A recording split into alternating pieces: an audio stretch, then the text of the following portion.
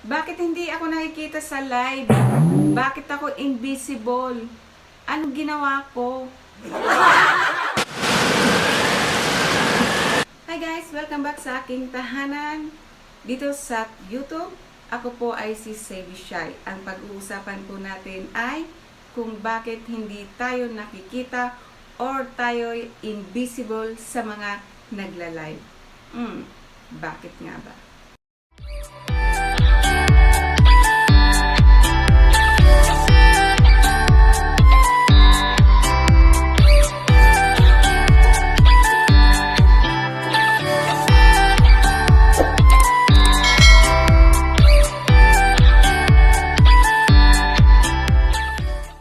Bakit nga ba tayo invisible or hindi nakikita sa mga nagla-live streaming? Kapag hindi tayo nakikita or hindi tayo nababasa or nagiging spammer tayo sa mga nagla-live, ay nawawalan tayong ng ganang tumambay dito. At kahit gusto nating tumambay or makipagkaibigan at kumuha ng mga subscribers, ay umaalis na lang tayo dito dahil hindi tayo nababasa ng mga host. Kung ikaw naman ay live streamer, alam kong ang mga viewers mo na hindi nakikita ay umaalis na lang, di ba?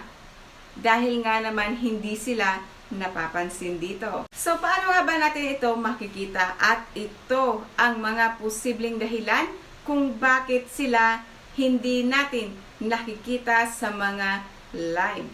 Okay, number 1 mga guys, spamming of comments. Repetitive or flooding. Hindi natin maiwasan or hindi tayo kontento sa isang live na ang sinisendan natin na comment ay iisa. Gusto natin ay mapansin kaagad tayo ng host, kaya ang ginagawa natin ay send ng comment kahit pare-pareho na ito. Yung iba naman dyan at hindi pa tayo kontento ay pinupuno pa natin ang chat box nila ng mga emojis. At ito pa mga nangyayari mga guys, minsan pinupuno pa natin ng comment ang kanilang chat box at hindi na natin nabibigyan ng space ang iba.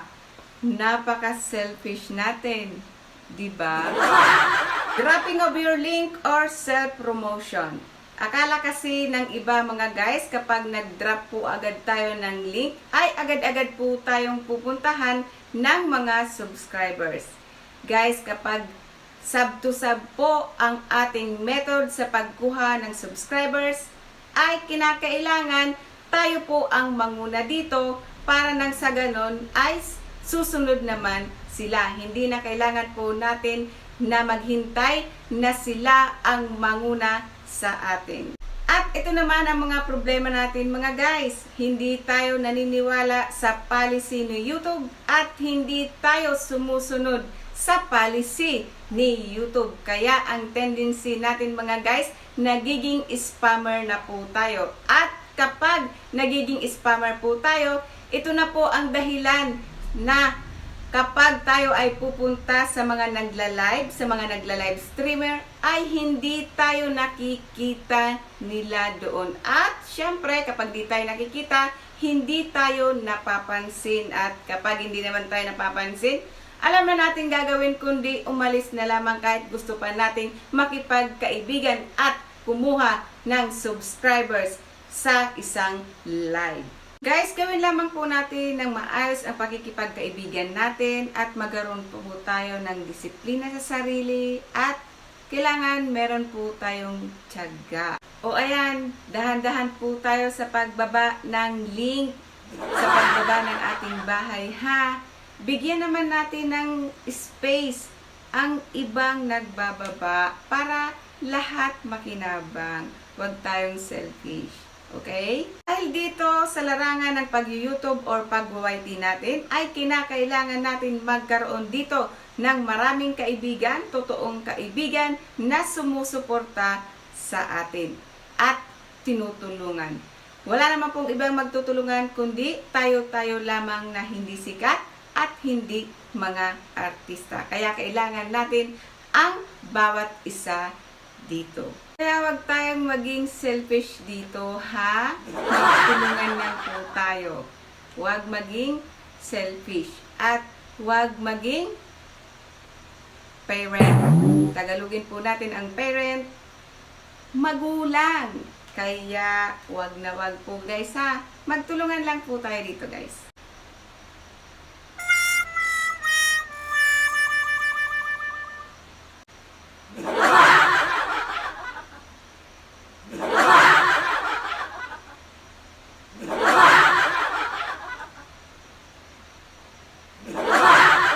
At sana nakatulong po itong video ginawa ko sa inyo, lalong-lalo na po sa mga nagsisimula pa lamang dito sa YouTube. Disclaimer lamang po, ang video po na ito ay base lamang po sa aking experience, nalalaman at pagsisearch na rin po. Hindi po ako expert dito sa YouTube. Okay guys, maraming salamat po. Sa mga hindi pa po nakakapag-subscribe sa aking channel, paki-like naman po ang video na ito at paki-pindot na rin po ang subscribe button and then paki-hit na rin po ang notification bell para lagi po tayong updated every time na mag-upload po tayo ng video. Maraming salamat po.